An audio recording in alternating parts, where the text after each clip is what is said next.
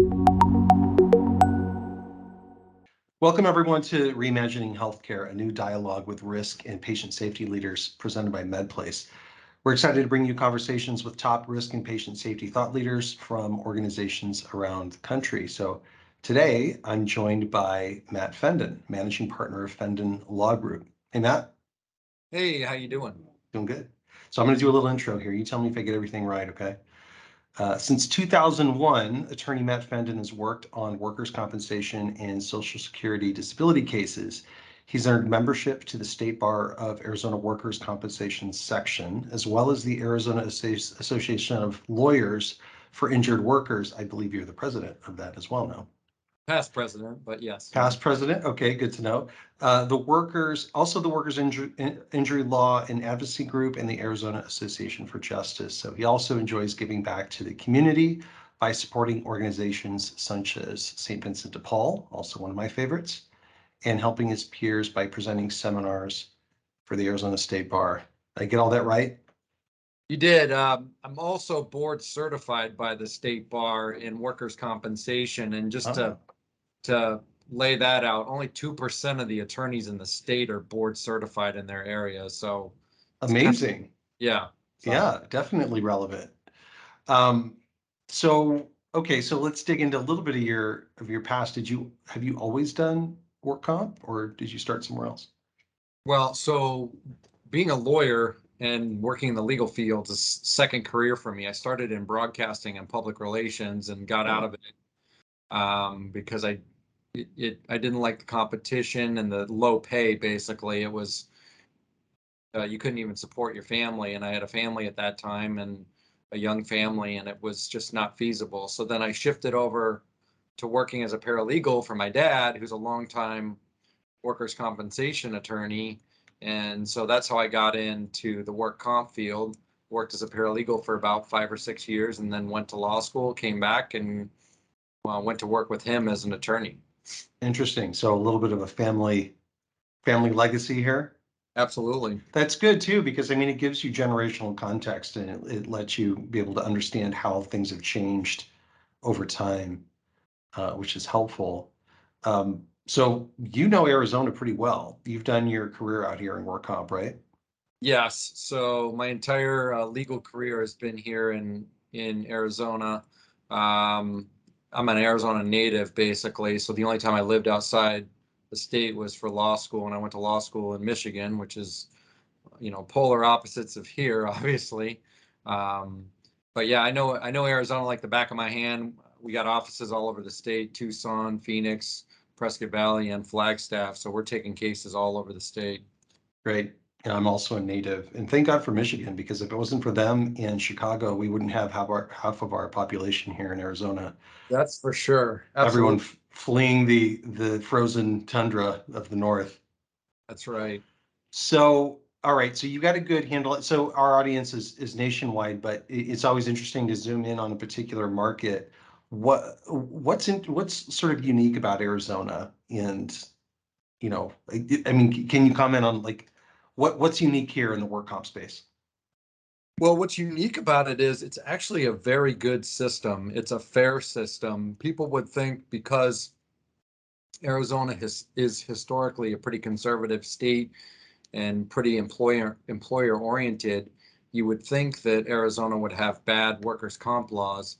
That's really not the case at all. It's a middle of the road system. If I would actually push it more towards the employee, but definitely not below middle of the road. It's definitely an objective type system. The Arizona Constitution itself has language in it precluding anybody from reducing workers' comp benefits as granted by the Constitution, and that's pretty rare. Wow. Uh, and it's been in there, I believe, since 1912, off the top of my head. So Arizona is a very business friendly state, but if you're hurt on the job, it's actually fairly friendly for an injured worker as well. So what does that then create in terms of environment here when you're looking at kind of both sides coming to the table to adjudicate claims and take care of the worker and all that stuff? Does that create any kind of interesting dynamics here? that might not exist somewhere else? Yeah, so in our workers' compensation section of the bar, the attorneys, it's first of all, it's a very small section of the bar. There's probably only 40 to 50 attorneys that do what we do in the whole state, whether that's plaintiff or defense. And so everybody knows each other, everybody gets along very well. There's only a few outliers that, you would call jerks or whatnot, or worse names than that, but um, everybody pretty much gets along. And so that helps the system, in my opinion, because you can settle a lot of these cases. And then there's a lot of cases that don't get litigated because you get a reasonable attorney on the other side and they look at it and they say, well, employer, what you're doing is wrong. This claim should have been accepted or this treatment should have been authorized. So they recommend that does happen. So that's pretty unique about the system here. So you tend to find good players on both sides, Yeah. pushing the right things through. That's great. So I saw a video that you guys had on about getting claims to the ICA, the Industrial Commission of Arizona. Yes. And I've heard about some of this stuff before. What kinds of obstacles do these injured workers in Arizona tend to face when it comes to this, like starting the process, moving through the process? Yeah, so the thing I hear on a daily basis by multiple potential clients is I didn't know I had to file the claim. My employer never told me. I was relying on them. Those are the kinds of answers you get from potential clients. Well, unfortunately, they teach us in law school. One of the first things they teach us in law school is ignorance of the law is no defense. So, what that essentially means is even though you don't know, injured worker, that it's your burden of proof to file the workers' comp claim, it is. And so, what happens is these poor employees are not educated. They get hurt on the job. They rely on their employer to file the claim. Employer doesn't file the claim for them. And then maybe the claim never gets accepted. Maybe the claim never gets processed. They basically get swept under a rug. So what we educate people to do and what we educate, any potential clients we talk to is you got to contact the industrial commission right away when you're hurt on the job. Even though your employer may say, hey, we're filing a claim, even though you may fill out a report of injury with your employer, if you don't file an injury report with the industrial commission, I tell people it's as if it never happened. Mm. Because what's going to happen is the commission will then process the claim and formally kick it out to the employer's insurance company. And then that puts a timetable on them where they have 21 days to respond to the claim. And I know that there's a lot of companies that often haven't even faced a claim like this before, and they don't even know how to advise their employees. I know this took, I'm a CEO and have been one in here, but it took me a while to even learn that this was even a thing, right? And even how to instruct an employee on what to do next. So I think there's a lot of ignorance in on both sides, and probably some education that could get done. Absolutely. Yeah. I mean, I try to speak to as many groups as possible to let them know, hey, this is how it is, and this is what you need to do. I mean, I even have it on the back of my business card. Like when you get hurt on the job, one of the first things you need to do is file a claim with the commission.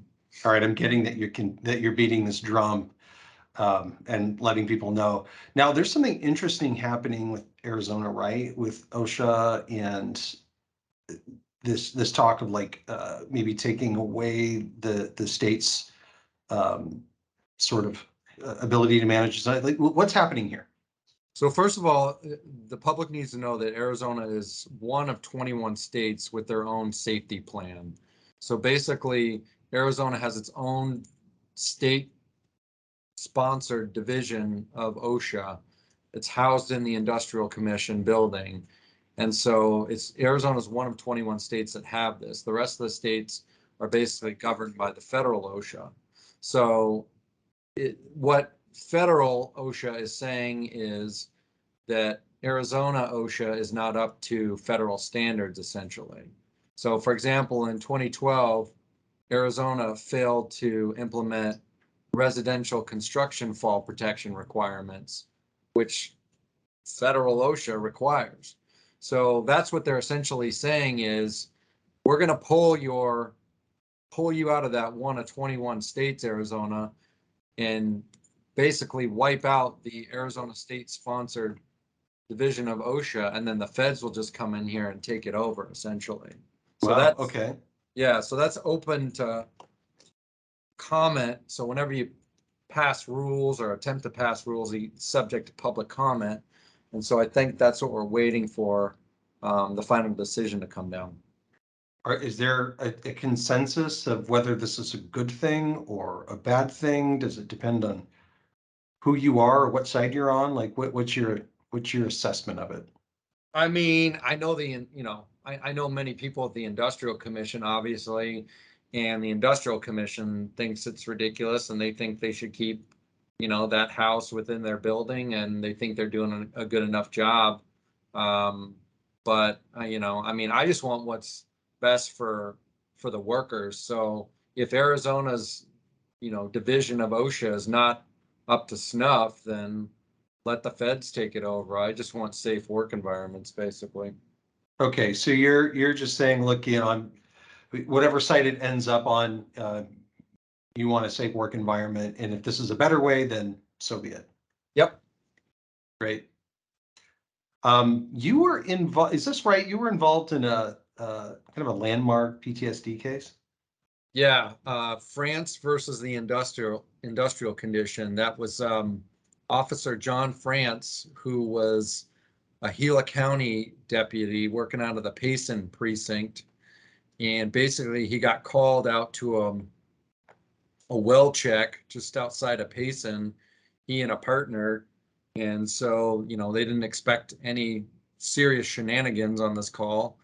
And as they're going up to the house and they approach the porch, basically, the I don't want to call him a gentleman, he wasn't a gentleman, but the guy basically bum rushed them with a 12 gauge shotgun from outside his house, like burst through the door and then cornered Sergeant France. And Sergeant France kept telling, I mean, there was video of everything, first of all, because the guy had put cameras all over his house. And so it was recorded. Wow. And yeah, crazy, hard to watch. But essentially, Sergeant France had to take this guy's life at point blank range because he ended up raising the barrel of his 12 gauge at Sergeant France's head, despite him telling him to drop it like 10 times, and killed him at point blank range. Then Gila County denies the claim, says it's not compensable because it's not the way the statute reads is you have to have an unusual, unexpected, or extraordinary incident that was a substantial contributing cause to your mental health condition. So Gila County tries to argue that, well, that's not unexpected, that's not unusual, that's not extraordinary because he's a peace officer. He should be, expecting to kill somebody at point blank range every day. Mm. And so the trial judge at the commission bought that argument. And so I appealed it to the Court of Appeals. We won at the Court of Appeals. The Court of Appeals gave a very liberal opinion where all the counties and all the police departments freaked out because they thought it was going to open the floodgates for mental health claims. So then they appeal it up to the Supreme Court, and the Supreme Court still decides that Sergeant France has a compensable claim and meets the statutory requirements, but they watered down the decision from the Court of Appeals so it wouldn't have such an impact that the police departments were worried about. Wow. What Yeah, a journey. yeah, crazy journey, like 4-year journey. And so, but we got Sergeant France the compensable claim. We changed the law, we clarified it. So if you're a peace officer or a first responder and you have an acute type situation like that, like a gun being stuck in your face where you have to take somebody's life, the claims basically should now be accepted no matter what because of John France's case. So it Wow. it did some good for Arizona for sure. And when was this? When did this happen? The injury or the incident happened in 2017. It was Father's Day of 2017. The Supreme Court decision came down last year in 2021. Wow. Have you seen more of these types of cases in response to that? We're not seeing denied claims. Well, we have We actually have one in the firm, crazy enough that we ended up with this case. We have one in the firm, almost specific, same set of facts, where an officer had to take somebody's life at point blank range, and they denied it. But one of my senior associate attorneys handling it, and she's already stuck the opinion, the France opinion, under opposing counsel's nose and said, "What are you guys doing? Like, you need to get this claim accepted." So hopefully they're going Wow. to change their mind on it. Wow. So interesting. Well, MedPlace has a big network of doctors around the country and nurses and stuff like that. Curious what, if we started seeing claims like this come through, what types of specialties we should be um, adding to the bench. Sounds like potentially you're using psychologists in cases like these. Yeah, psychologists, psychiatrists. Um, there's even some psychologists that basically have tailored their practice towards first responders, which is awesome. Uh, Interesting. yeah, I know two of them, in fact, two different practices that are tailored just towards, first responders. So Wow. Well, I'd love to meet him at some point. absolutely, I'll make the intro. Love it. So, we're a technology company here in this environment where, I think that there's not enough technology in general, right? I mean, you've got law firms that are slow to adopt technology. You've got hospitals and physicians groups that are slow to adopt. You got insurance companies that frankly are pretty maybe the slowest to adopt technology. Hmm. I'd love to kind of unpack that with you guys. Where does technology fit into this, into your world? Where does it fit into the work comp world? I think I have some perspectives on this, but what do you think? Well, it's funny that you bring that up because um, we're we're the only work comp firm, at least on the applicant side, that I know of, that has really harnessed technology and has reinvested firm profits into technology. In fact, I'll read you our vision statement. It's we're on a mission to help our clients navigate and maximize their benefits in the legal system by providing great communication, top-notch technology, and special care. So what we do with that is, so first of all, I'm in the process of investing in the top-notch practice management software. And so case management software, in essence, where we will almost fully automate the firm. And so that will help us assist our clients better. It's going to enhance communication. It'll help us decide, which cases to take. We'll literally have grading scales on cases for new cases based on the criteria. Um, you know, we'll be able to embed videos in automatic responses, essentially like when something changes on a case, a status changes, and a video of me or one of the other attorneys will be embedded, and it'll automatically send an email out. So this is what's happened. This is what's going on. This is what's next. So the case management software alone that we're using is just phenomenal. So we're really excited about that. And then just everything from, I mean, obviously this is pretty old stuff, but like internet-based phones, things like that, we can, work from our phones anywhere in the world, VPNs, things like that. So yeah, I mean, I've invested very heavily in the technology and I will continue to do that. I love it. I've done work. I've done 22 years in technology startups and tech across a bunch of different industries. And healthcare, in some ways, really uses um, technology well, and in some cases, it just completely misses it. But you look at like the work comp industry and you look at like what could happen, what could be available. I mean, workers' comp, there's a lot of process, right? And there's a lot of volume moving through that system and a lot of different players and a lot of handoffs.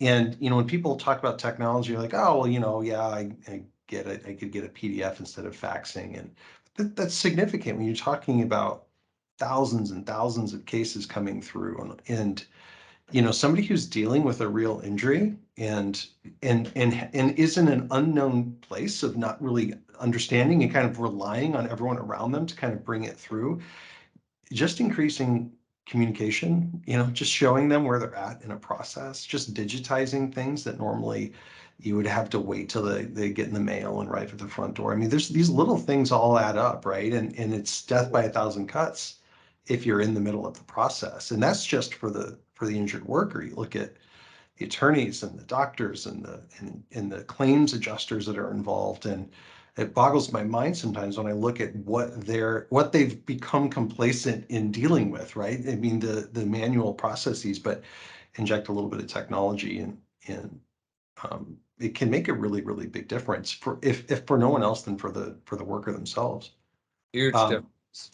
you what? Huge difference. Huge difference, yeah. We're looking at things like AI and trying to figure out, and I've seen some things. There's an AI company that will, analyze cases for like med mal and tell you which ones are, defensible or, should be uh, prosecuted. And there's AI that can take lots and lots of records and automatically, collate them and put them together for all of the folks who have to deal with medical records through the process, right? And that's just on the AI side. I think there's all sorts of advantages to, different types of market. We're a marketplace out there just trying to connect the right doctor to the right company at the right time so they can get, an opinion faster, an educated opinion faster. And sometimes it makes all the difference when you're, trying to figure out how to get your worker back to work. Absolutely. Difference of night and day. And again, the efficiency that we're able to engage in with this technology, it basically allows, so we're one of the largest work comp firms in the state, just to put things in perspective. Our biggest competitor has double the amount of attorneys that we have, but we can handle their volume and probably more based on the fact that our technology is so upper tier. Yeah, So you're streamlined we're and you stream, get rid of a lot of that wasted overhead, right? right, Yeah, exactly. that's great. Did COVID throw you guys a wrench like it did everyone else? I mean, it was a short wrench because we focused so much on technology. We were able to kind of go with it pretty quickly, and our IT guys are great, and they got everybody up and running at home right away. Even though typically the attorneys and the paralegals were the only ones working from home prior to COVID, they got everybody on staff coordinated and set up, and we really didn't miss a beat. It was, I'm very grateful for that. And that just, COVID brought everything into perspective that, hey, we really need to have high technology for our businesses to continue plugging away and for our businesses to continue growing. I mean, that's crucial. Well, it sounds to me, at least in workers' comp, and it's happened in other industries too, but COVID, I think, set a new standard for, hearings being done at home and things being done virtually, right? Yeah, it is so awesome. I always tell my colleagues, I don't ever want to go back to a courtroom. I haven't been in a courtroom since like early March 2020, like No right before. kidding. Yeah, I've not been in a courtroom since then. It's all been Google Meets. They do their hearings on the Google Meets platforms, and it's fantastic because I can do them from anywhere. So I don't even need to worry about, like, I can take more vacations now because I can do my hearings from wherever I'm at. Obviously, I can work from home whenever I need to. It's just so awesome, and you realize how much time is wasted or was wasted driving to and from the industrial commission, and then you ended up, shooting the bull with all the other attorneys while you're down there, just wasting time between hearings. I mean, there Only used have a hearing cancel, right? And yeah, everybody goes home. Yeah. yeah. I mean, there used to be, if you had a day where you had 3 or 4 hearings, you would just camp down there and just stay there all day long and be out of the office all day long because it made no sense to go back and forth. Well, we don't have to do that anymore. Now we can, stay in our offices, and we don't have to pollute the air, and we don't have to, lose that time driving back and forth. So it's been amazing. I hope it never changes, frankly. Hey, Matt, so this is something I think all of us have to worry about now that we have people working from home, but what What does the whole, like, everyone's now working from home thing do to workers' comp claims? And like, what do I need to be thinking about as an employer that's got now, most of his people at home? Yeah, so believe it or not, it almost enlarges the scope that people could be hurt on the job because there's very little case law in Arizona on at-home injuries. Mm. But what case law we have from other states and the limited case law we have here, essentially your home is like your workplace. So if you have somebody that's working upstairs in their office and they're going downstairs to go get a drink of water or coffee in the kitchen and they fall down the stairs, that's a compensable claim. I mean, that's an Oh, accepted claim. And so, I mean, there was a case out of Utah where a guy had to plow his front walkway just so the mailman or the UPS guy could get to the mailbox or get to his porch, and he needed the mailman or the mail delivery person or UPS to get to his porch to deliver something. And while he's plowing his sidewalk, he gets hurt, and that was a compensable claim. So I mean, it's definitely expanded it. And so what employers need to be aware of is just because you have your injured workers at home doesn't mean you're going to have less work comp claims, essentially. wow. Just when I thought it was going to get easier. Right. Like even tripping over the dog, for example, going to get a drink or something would be a compensable claim. So, Wow. Good to know. All right. yeah, Good. Good. This is a new world we're living in, and we're operating under different rules and don't realize it. absolutely. Oh, it's great. Um, so back to the technology thing. I like to ask this. If you had a magic wand, what should people develop for the work comp industry? What's like really broken or hard or frustrating? I mean, I would like that. So we've been doing the hearings on the Google Meets platform. I would like them to upgrade to maybe like Teams or Blue Jeans or a better platform. I think that could use some tender love and care. Yeah. Um, what else would be helpful in the work comp world? I mean, we're already doing depositions on Zoom and Teams and Blue Jeans, so that's already going well. Telehealth was an option during COVID, so that was happening too, and it still happens on these cases where they get telehealth. Um, Do geez, you end up ordering IMEs through the or IMEs get ordered through the course of a work comp claim? How efficient is that process? Is that a well-oiled machine? Well, I'm probably not the best guy to ask about that because I don't order a lot of IMEs. I'm usually, attacking an IME, Yeah, right. but so I don't know the answer to that. I suppose a work comp defense lawyer would have a better answer for that. I don't know if they do it through a portal Well, or I how. imagine I imagine where you have to, your kind of first reaction is how long it might take to get them done, right? Um, and I've Yes. heard I've heard it often takes a lot longer than it should. Yeah, it does take that's definitely an area where you could improve efficiency. You're looking at usually turnaround time 2 to 4 weeks on an average IME, and then if it's a psychological or psychiatric IME, those things are like 30 pages long, and those can take over a month to get back. So yeah, the turnaround on IMEs would be, somewhere where you can improve efficiency. But then at the same time, I could say, well, a lot of these IMEs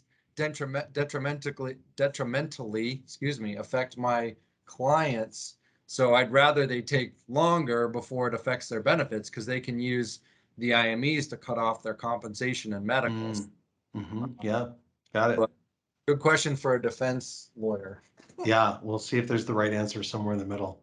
Mhm. Well, I tell you what, this was interesting. Anything on your mind? Anything that you feel like you've kind of been using as talking points as you're out in the industry, sort of educating folks? Anything you'd like to share here?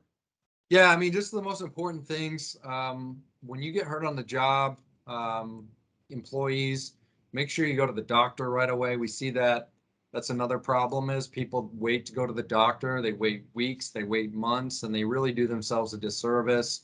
They wait for the employers to direct them, and that doesn't always happen. And that may just be lack of education on the employer's side, like you were mentioned earlier. If it's a small shop, maybe they never had anybody hurt on the job.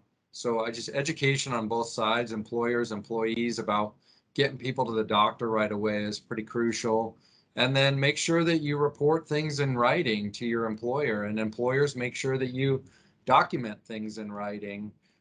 That's crucial as well. And then last but not least, like I mentioned, make sure you get those claims filed at the Industrial Commission as soon as possible. If these things were done, like early medical treatment, early reporting, early reporting to the commission, I think it would make things better all the way around, whether it's employer or employee.